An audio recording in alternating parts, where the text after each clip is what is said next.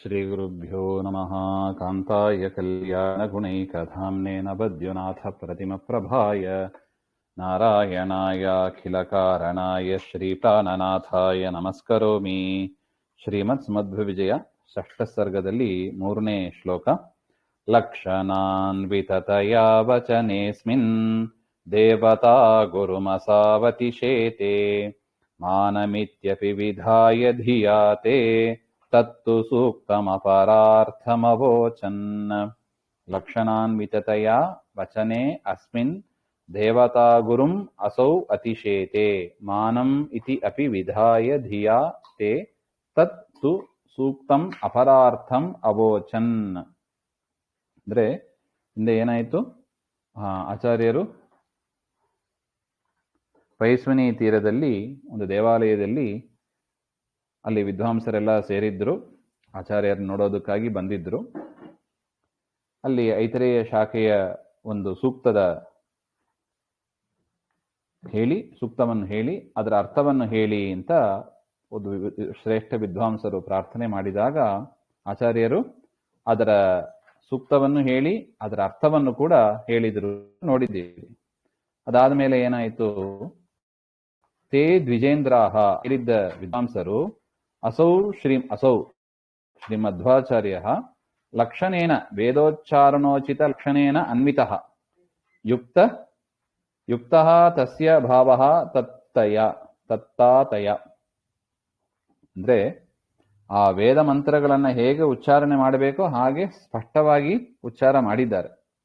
ಅಸ್ಮಿನ್ ವಚನೆ ಸೂಕ್ತ ಉಚ್ಚಾರಣ ತದರ್ಥಕಥನಾದಿ ರೂಪೇ ವಚನೆ, ಸೂಕ್ತವನ್ನು ಹೇಳಿ ಅದರ ಅರ್ಥವನ್ನು ಕೂಡ ಸ್ಪಷ್ಟವಾಗಿ ಗಂಭೀರವಾಗಿ ಉಚ್ಚಾರಣೆ ಮಾಡಿರುವ ಸಂದರ್ಭದಲ್ಲಿ ಆ ವಿಷಯದಲ್ಲಿ ದೇವತಾ ಗುರುಂ ಅತಿಶೇತೆ, ದೇವತೆಗಳ ಗುರುಗಳು ಯಾರು? ಬೃಹಸ್ಪತಿ ಆಚಾರ್ಯರು. ಬೃಹಸ್ಪತಿ ಆಚಾರ್ಯರನ್ನು ಕೂಡ ಮೀರಿದ್ದಾರೆ. ಅತಿಶೇತೆ ಅಂದರೆ ವೇದಗಳನ್ನು ಹೇಗೆ ಉಚ್ಚಾರಣೆ ಮಾಡಬೇಕು, ಅದರ ಅರ್ಥವನ್ನು ಹೇಗೆ ಚಿಂತನೆ ಮಾಡಬೇಕು, ಈ ವಿಷಯಗಳಲ್ಲಿ ಶ್ರೀಮನ್ ಮಧ್ವಾಚಾರ್ಯರು ದೇವತೆಗಳ ಗುರುಗಳಾದ ಬೃಹಸ್ಪತಿ ಆಚಾರ್ಯರನ್ನು ಕೂಡ ಮೀರಿದ್ದಾರೆ.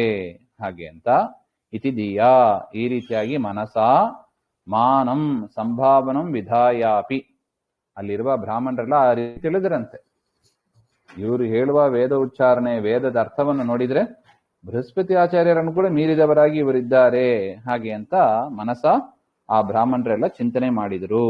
ಹಾಗಿದ್ರು ಕೂಡ ತತ್ ಮಧ್ವೋಕ್ತಂ ಸೂಕ್ತಂ ತು, ಮಧ್ವಾಚಾರ್ಯರು ಆ ಸೂಕ್ತಕ್ಕೆ ಏನೊಂದು ಅರ್ಥವನ್ನು ಹೇಳಿದರು, ಅದಕ್ಕೆ ಅಪರಹ ಅರ್ಥಃ ಯಸ್ಯ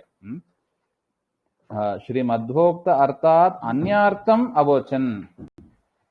ಆಚಾರ್ಯರು ಉಪನ್ಯಾಸ ಮಾಡಿ ಮುಗಿಸಿದ ಮೇಲೆ ಆ ಒಂದು ವಿದ್ವಾಂಸರು ಎದ್ದು ಶ್ರೀಮನ್ ಮಧ್ವಾಚಾರ್ಯರೇ, ಗುರುಗಳೇ, ಈ ಒಂದು ಸೂಕ್ತಕ್ಕೆ ಈ ರೀತಿಯಾಗಿ ಅರ್ಥ ಇದೆ ಹಾಗೆ ಅಂತ ಅವರು ಒಂದು ಅರ್ಥವನ್ನು ಹೇಳಿದ್ರಂತೆ.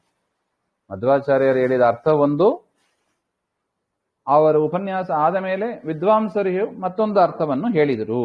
ಹಾಗೆ ಅಂತ ಅಸ್ಯ ಸೂಕ್ತಸ್ಯ ಭವದ್ ಉಕ್ತ ಅರ್ಥಃ ನ ಭವತಿ ಇತಿ ಅವೋಚನ್ ಇತಿ ಭಾವ. ನೀವು ಹೇಳ್ತಾ ಇರುವ ಅರ್ಥ ಸರಿ ಇಲ್ಲ, ಈ ಒಂದು ಸೂಕ್ತಕ್ಕೆ ಇದೇ ಅರ್ಥ ಹಾಗೆ ಅಂತ ಅವರು ತಾವೇನ್ ತಿಳ್ಕೊಂಡಿದ್ರು ಅದನ್ನ ಹೇಳಿದರು. ಹಾಗೆ ಅಂತ ಅರ್ಥ.